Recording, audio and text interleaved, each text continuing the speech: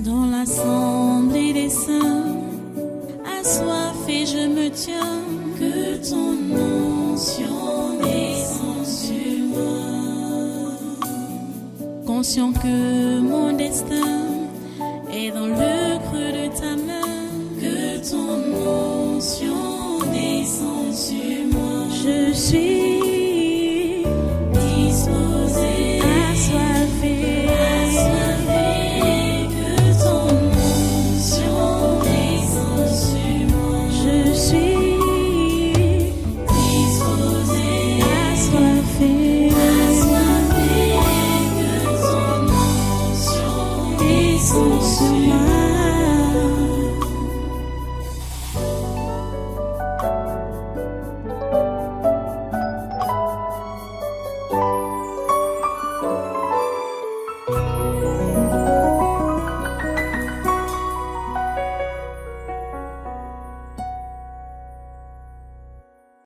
Ok, le premier article que j'ai pour l'étranger dit que Moscou se félicite de la création de la Confédération des États du Sahel. Vous connaissez la Russie. Vous savez quel est son rôle. La Russie joue un rôle double. La Russie est avec les 5 membres de sécurité de l'ONU, donc les 4 autres membres de sécurité de l'ONU. Et vous savez que ce sont ces gens-là. Voilà les colons. Voilà les colons. Voilà les gens-là qui colonisent l'Afrique. Et le Burkina Faso, le Mali, le Niger ont fait recours à la Russie pour la coopération militaire. Mais on suit depuis que ça se passe, les esprits n'ont pas cessé de dire que la Russie n'est pas totalement avec les Africains. Puisque c'était prévu que c'est la Russie qu'on va mettre en avant, qu'ils vont mettre en avant, ça a été dit. Et que c'est la Russie est la 3e corde de Lucifer.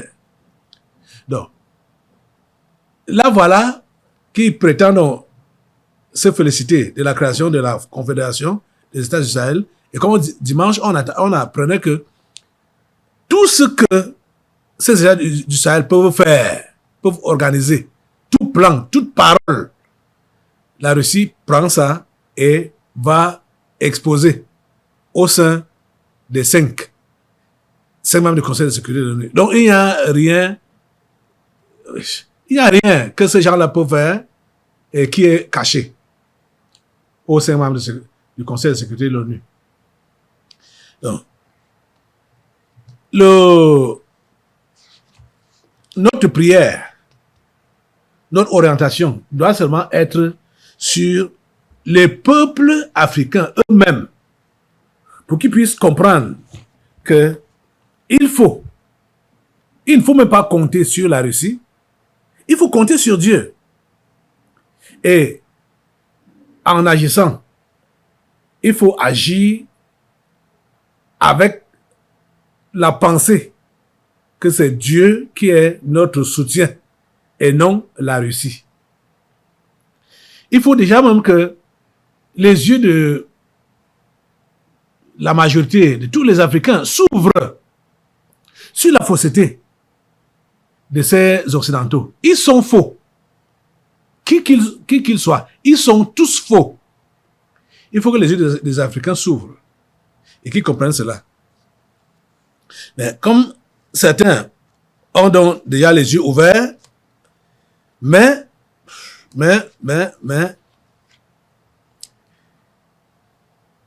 l'erreur revient toujours que quand ils ont les yeux ouverts ici, là-bas, de l'autre côté, les yeux sont fermés. Parce qu'actuellement, Bassirou Diomaye Faye a déjà fait 3 mois comme président du Sénégal. Les Sénégalais l'ont observé et ont vu que après 3 mois, comme il avait fait sa campagne en prônant la rupture avec l'ancien système, c'est comme ça, ils ont fait la campagne que c'est la rupture La politique mais depuis 3 mois, on ne voit pas ce que Bassirou Diomaye Faye a fait pour rompre avec l'ancien système et lancer le Sénégal dans un nouveau système. Le Sénégal et l'Afrique, bien sûr. Donc, la jeunesse et les organisations de la société civile du Sénégal ont donc exigé le retrait sans délai des forces étrangères du Sénégal. Quand vous entendez des forces étrangères, la France vient en tête. Ces armées, les Occidentaux, en Afrique, ce sont les armées d'occupation. Ça n'a pas de sens que les pays étrangers, les pays occidentaux là, viennent, ils ont des bases militaires dans nos pays. Pour faire quoi avec ça? Pour faire quoi? Et surtout que malgré la présence de ces bases, il y a toujours l'instabilité. On parle des djihadistes, on parle des terroristes. Hein? Ces bases-là font donc quoi? Non, c'est l'armée d'occupation. Ça doit partir. Ce qui s'est passé au Niger, au Mali, au Burkina Faso, voilà ce qui va maintenant s'entamer au Sénégal. Je vais vous laisser d'abord regarder cette vidéo avant qu'on ne passe à la prière maintenant. Regardez la vidéo. Effectivement, nous sommes venus avec différentes organisations de la société civile pour déposer un mémorandum adressé au président de la République, Bassirou Diomaye Diakhar Faye. Donc ce mémorandum lui est adressé pour lui demander le retrait des bases militaires françaises et de toute force d'occupation militaire étrangère du Sénégal. Il faut préciser que ce dépôt coïncide avec la semaine des 100 jours de gouvernance du régime de Bassirou Diomaye Faye. Nous avons estimé que le lendemain de son élection, qu'il était important que nous puissions lui laisser ne serait-ce que 3 mois afin qu'il puisse donc prendre le temps de gérer toutes ces questions. Là, à l'issue des 100 jours, nous considérons qu'il est important que le président Bassirou Diomaye Faye prenne des décisions fermes dans ce sens. Il faut rappeler au président Bassirou Diomaye Faye qu'il a été élu notamment pour des questions de rupture. Et lorsque nous parlons de rupture surtout contre le néocolonialisme occidental et l'impérialisme occidental sous toutes ses formes. Et aujourd'hui, l'une des formes les plus manifestes de ce néocolonialisme occidental-là, ce sont la présence des bases militaires françaises sur nos territoires. Nous estimons qu'il n'y a aucune raison qui puisse justifier leur présence. Pourquoi sont-elles là? Pour quelles raisons? Pour quel intérêt? En tout cas, ce ne sont pas des intérêts africains. Aujourd'hui, vous ne verrez pas des bases militaires françaises, enfin sénégalaises ou africaines en France. Nous considérons qu'il ne doit pas y avoir non plus de bases militaires françaises dans nos territoires. Les bases militaires n'ont aucune valeur ajoutée. Nous avons vu ce qui s'est passé dans la sous-région avec nos frères du Mali, du Niger et du Burkina. Tous ces frères ont décidé de prendre leurs responsabilités et de dégager ces bases militaires justement parce qu'elles n'ont pas pu répondre à leurs problématiques, notamment les problèmes du terrorisme. Donc, il n'y a aucune raison aujourd'hui que le Sénégal, en tant que pays frère et qui devrait être allié de ces pays-là, puisse accueillir en retour ces bases militaires étrangères. C'est pourquoi nous sommes venus demander au président Bassirou Diomaye Faye de prendre ses responsabilités dans ce sens. Vous avez suivi le porte-parole de la jeunesse sénégalaise. Il faut la rupture. La rupture, ça signifie qu'il faut arrêter tous les anciens contrats, des faux contrats même. Qu'est-ce que l'armée française cherche en Afrique? Pourquoi elle va faire des bases en Afrique? Pourquoi? On va prétendre que c'est pour vouloir empêcher l'insécurité. Quelle insécurité? Qui appelle l'insécurité en Afrique? Ce sont eux. Ce sont eux. Ces Occidentaux. Ces Français. Ils doivent partir. Ils doivent partir. Les Africains doivent avoir les yeux ouverts. Les Africains doivent prendre leur destin en main. Sans compter sur la France. Sans compter non plus sur la Russie. Ni sur les États-Unis. Ni sur les États-Unis. Sans compter sur aucun pays. Il faut compter sur Dieu. Il faut compter sur Dieu. les Africains doivent se tourner vers Dieu. Au Sénégal, vous avez suivi, et ces deux gens, Sonko et Bassirou Diomaye Faye, ils ont promis aux Sénégalais la rupture avec l'ancien système. Mais les Sénégalais constatent que rien n'a changé. Après 3 mois, rien n'a changé. Les choses continuent à fonctionner comme auparavant. Les militaires français cherchent encore quoi au Sénégal? Ils cherchent quoi là-bas? Les bases militaires françaises doivent déguerpir. Ça doit déguerpir. Hein? Regardez, j'ai lu dans un article que le président béninois, Patrice Talon, a convoqué l'ambassadeur burkinabé chez lui, que son président a eu des propos outrageux contre lui, parce qu'il a dénoncé les bases militaires qui sont au nord du Bénin. Il veut me dire quoi? Il veut dire quoi? Parce que Talon, il veut même dire quoi? On sait qu'il travaille pour les Français.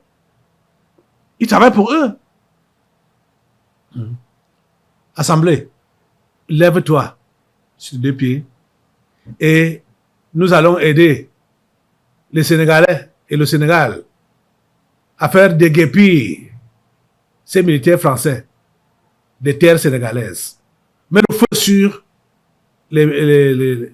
l'armée française basée au Sénégal, au nom de Jésus. Mets le feu sur cette armée, mets le feu, fais-les déguerpir, que toutes ces bases-là ferment leurs portes au Sénégal. Au nom de Jésus, toutes les bases militaires françaises, ça ferme les portes. Au nom de Jésus de Nazareth, nous fermons les portes des bases militaires françaises au Sénégal. Nous fermons les portes des bases militaires françaises en Côte d'Ivoire. Nous fermons les portes des bases militaires françaises au Tchad. Nous fermons les portes des bases militaires en Afrique. Nous fermons les portes de toutes ces bases militaires. Au nom de Jésus, nous fermons les portes. Nous fermons. Au nom de Jésus. Et nous, le feu de Dieu est là comme gardien pour empêcher toute entrée de quelque élément que ce soit venant de la France en Afrique pour dire que coopération militaire. Le feu de Dieu prend l'armée française au nom de Jésus. Mettez le feu, le feu de Dieu au nom de Jésus, mettez le feu. Et nous fermons toutes ces bases françaises au nom puissant de Jésus. Elles sont fermées.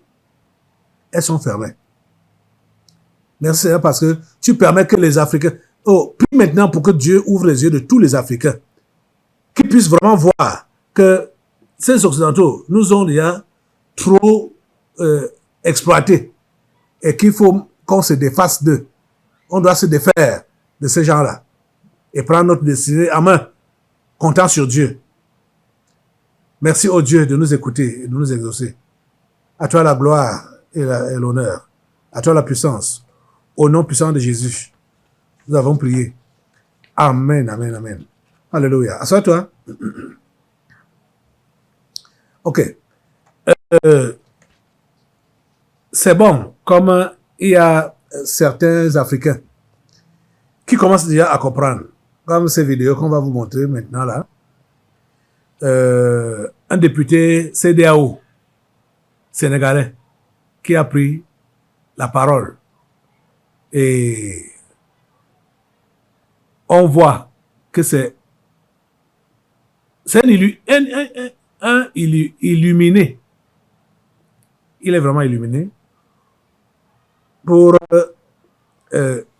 critiquer. Comme on ne lui a même pas donné, il n'a même pas fini ses propos, les premiers propos. C'est-à-dire la première vidéo qu'on va vous montrer, il n'a même pas pu finir ses propos. Il s'appelle Guy Marius Sagna, un Sénégalais, parlementaire. Donc, oui, c'est un député sénégalais de CEDEAO. Bon, écoutez ses propos. Comment on va régler la problématique du Sénégal où le taux de mortalité des petites et moyennes entreprises est de 64%? Et je suis persuadé que c'est à peu près pareil dans tous nos pays.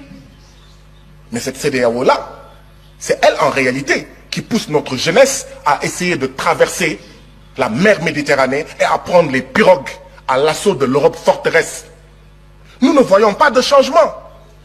Cette CEDEAO qui pousse nos pays à maintenir les bases militaires françaises, à accueillir les djihadistes et d'autres armées d'occupation, parce que cette CEDEAO ne nous aide pas, n'aide pas nos pays, comme le Mali, comme le Burkina, comme le Niger et comme d'autres pays, à faire face à la sécurité. Voilà ce que c'est que la CEDEAO. Mais qui va rester dans un mariage pareil? Un homme et une femme sont mariés. L'homme prend ses bagages et part. La femme dit à son mari, tu vas revenir par la force, viens. Non, c'est de dire, mon mari, pourquoi veux-tu t'en aller? Et on pose les problèmes. Je ne sens pas cette démarche, Monsieur le Président. Et nous devons aller vers cette démarche. Refondation ou mort de la CEDEAO. Voilà où on en est aujourd'hui. Transformation structurelle ou mort de la CEDEAO. Changement profond ou mort de la CEDEAO. Voilà où nous en sommes, Monsieur le Président. Si on ne fait pas ça, la jeunesse de l'Afrique de l'Ouest, dans les villages, dans les quartiers, ne veut plus de ça. Dit que cette CEDEAO est une CEDEAO des chefs d'État et non des peuples. Et ça ne sert à rien de dire non, non, non, non, non, non, non. Il faut changer par les actes. Que cette CEDEAO soit une CEDEAO des peuples, que ça soit attrayant. Le démocratisme, que les gens sortent de la CEDEAO, que les gens sortent de la CEDEAO. En fait, il est en train de vouloir dire à ses pairs et à ses autres, à la CEDEAO d'une manière générale, et surtout, on les appelle comment, ces marionnettes,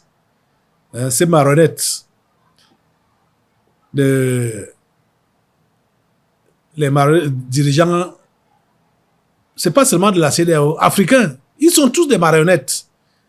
Des histoires que les Occidentaux manipulent à leur gré. Parce que si l'Afrique avait décidé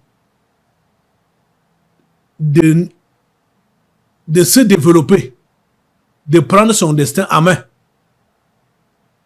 la jeunesse africaine n'allait pas immigrer pour devenir encore c'est-à-dire l'immigration qui se fait maintenant là, c'est l'esclavage modernisé. C'est-à-dire les pays africains, les dirigeants africains, ils auront des comptes à rendre à Dieu. Hein. Parce que volontairement, ils font chasser la jeunesse et l'envoyer en esclavage en plein jour en Occident. Ouais. Il faut des gens comme celui-ci. Ou l'autre-ci, je ne sais pas. Il faut seulement que Dieu le garde, hein? Guy Marius Sagna là. Parce que s'ils sont... il a, dans ses propos, il a démontré l'inutilité de la CEDEAO. La CEDEAO ne sert à rien. Et que la CEDEAO va me fermer les portes. Son souhait est que la CEDEAO et même toute l'Afrique puisse suivre les pas de l'AES, c'est-à-dire l'Alliance des pays du Sahel. C'est son souhait. Et il le dit, il a fait savoir.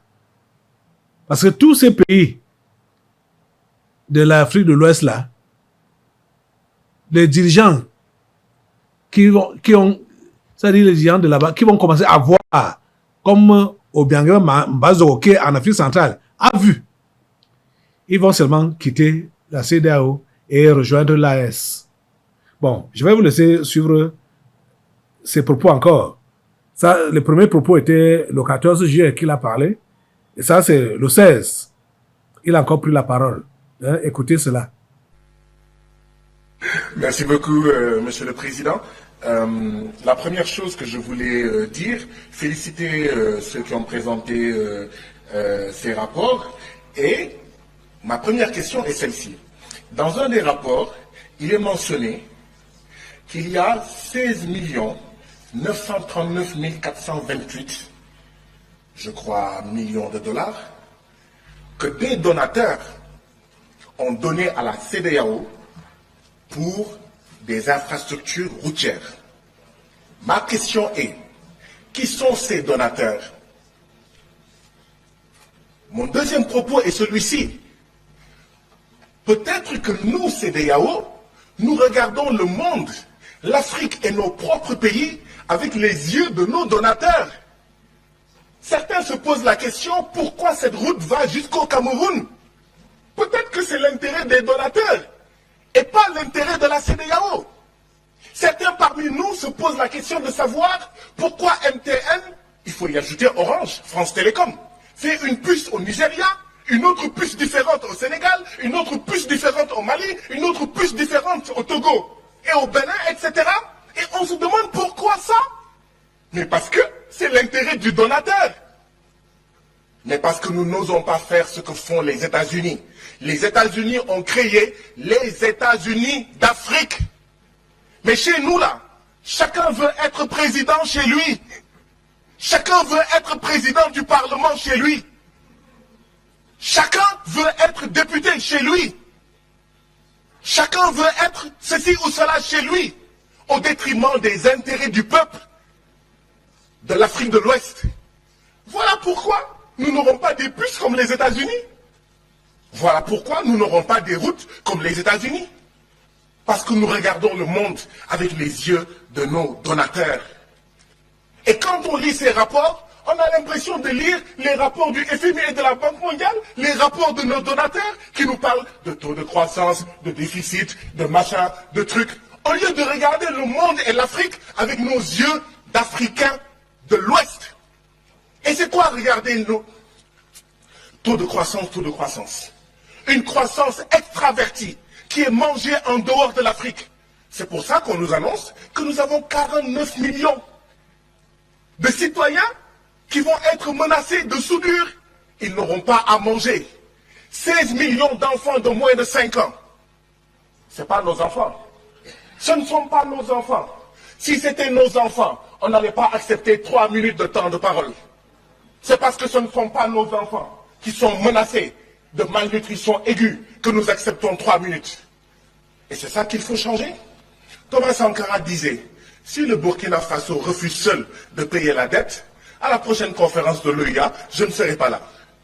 Mais si cette CEDEAO-là ne change pas fondamentalement, à la 7e législature, il n'y aura plus de parlement de la CEDEAO. Il y a des ruptures à opérer. Aujourd'hui, ce qu'on devait dire, c'est la CEDEAO, quel pourcentage de sa population arrive-t-elle à nourrir? Et quel est l'autre pourcentage qui vient de l'extérieur de la CEDEAO? Et d'ici les 5 ans, comment on fait pour régler ça? D'ici les 10 ans, comment on fait pour régler ça? Au Sénégal, on importe pour 200 à 300 milliards de francs CFA de blé par an. Combien au Mali?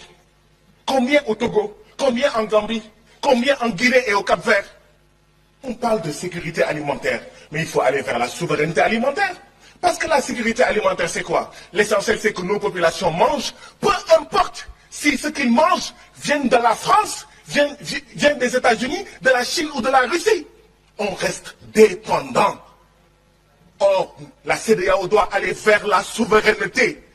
Et c'est ça que la jeunesse africaine hurle et crie. Et nous, nous restons sourds à cette jeunesse. Nous restons sourds à ces femmes. Nous restons sourds à nos peuples. Si nous continuons à rester sourds, il n'y aura pas de 7e législature. Cette 6e législature risque d'être la dernière, je ne le souhaite pas, de la CEDEAO. Il faut changer ces rapports. Il y a des rapports qui sont coupés, on ne voit pas la fin des phrases, on ne voit pas la partie droite. Il faut les changer, il faut les recommencer et les redistribuer à ces distingués parlementaires. Monsieur le Président, Dans mon pays, et je crois que c'est la même chose dans vos pays, aucun directeur n'ose venir à l'Assemblée nationale pour parler avec les députés. Dans mon pays, si le ministre ne vient pas, personne ne vient. Pourquoi est-ce que nous avons 3 directeurs, 0 commissaire aujourd'hui? Je suis sûr qu'ils sont intelligents, je suis sûr qu'ils sont compétents. Je ne remets pas en cause leurs compétences. Mais au nom de quoi les commissaires ne viennent pas pour s'adresser à nous et nous recevons des directeurs? Dans mon pays, ça n'existe pas. Le ministre vient par la force pour respecter la représentation nationale. Nous représentons les peuples de la CEDEAO. S'ils n'ont pas notre temps, ils auront le temps de qui? Ce n'est pas Guy Marius qui est là, c'est le peuple sénégalais qui est là. Ce n'est pas Koné qui est là, c'est le peuple ivoirien qui est là. Ce n'est pas Chérif qui est là, c'est le peuple gambien qui est là. Ce n'est pas Condé, ce n'est pas Fanta Conté qui est là, c'est le peuple guinéen qui est là. S'ils n'ont pas le temps du peuple guinéen, ils auront le temps de qui et de quoi? Il faut des ruptures.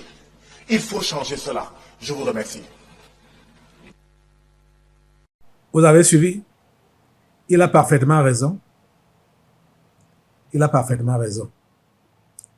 Et c'est ça donc qu'il faut que nous puissions prier. Lève-toi, nous allons prier Dieu pour lui demander d'accorder la grâce à la jeunesse, je sais pas seulement la jeunesse, aux Africains, d'avoir les yeux ouverts et de comprendre. C'est-à-dire les organisations que ces gens-là ont fait, telles que la CEDEAO, la CEMAC, et bon, des autres machins qui sont en Afrique de l'Est, là-bas, là, je ne sais pas à quoi ça sert, tout ça. Tous ces machins, même l'UA, l'Union africaine, ça ne sert à rien. Ah, c'est des trucs qui ne servent à rien. Même le fait même d'être membre de l'ONU, hein, ça ne sert à rien. Ça ne sert à rien, absolument à rien. Toutes ces organisations-là ont été pensées par les Occidentaux. Et c'est eux qui sont à la tête, c'est eux qui manipulent ça comme ils veulent. Même comme on dit que les Africains doivent être représentés au Conseil de sécurité de l'ONU, ça ne va rien changer, ça ne va rien donner. Ça ne va rien. Ça, c'est des trucs, des organisations dont on doit se séparer. Ce sont des associations, là. On n'est pas obligé d'être dans une association. Si on ne voit plus son compte, on se retire. On se retire. L'Afrique doit se retirer de l'ONU. Même l'histoire de l'UA, là, l'Afrique, ça c'est une relation qui doit être dissoute. Parce qu'il faut une autre structure bien solide, bien forte, qui a la vraie vision des Africains. Pas des choses que les Blancs ont pas les idées que les Blancs ont données. L'UA sert à quoi? Ça ne sert à rien. Il faut une autre structure créée par les Africains eux-mêmes. Et qui va donc, puisque ça c'est un peuple qu'on a divisé, on a divisé. L'Afrique doit faire un seul pays, comme les États-Unis. Donc, comme ça doit être normalement comme États-Unis d'Afrique. Vous voyez? Au lieu d'être segmenté, où on peut diviser pour mieux régner. Hein? C'est ça qu'ils ont dit. Diviser pour mieux régner. Lève-toi, assemblée, et demande au Seigneur d'aider ce continent à se refaire. Que le continent africain quitte le joug de l'esclavage. Brise le joug de l'esclavage sur le cou de l'Afrique. Brise cela par le feu. Brise le joug de l'esclavage par le feu. Brise ce jour-là par le feu. Brise-la par le feu. Brise-la par le feu au nom de Jésus. Seigneur, merci parce que tu ouvres les yeux des Africains et tu leur permets de voir clairement et de se décider eux-mêmes avec ton aide pour pouvoir sortir du sous-développement et du paganisme, oui, des sectes, de se débarrasser du diable sous toutes les formes de la religion. Parce que ils sont venus, les Blancs sont venus avec la religion. Ils ont imposé la religion à leur manière. On doit se débarrasser de tout ça. On doit se débarrasser de tout ça. Oh Dieu, s'il te plaît, aide l'Afrique. Donne-nous de sortir de cet esclavage à tous les niveaux. Au nom puissant de Jésus, nous avons prié. Amen. Ouais, les amis, asseyez-vous un peu. Voilà. Le Kenya connaît toujours les troubles.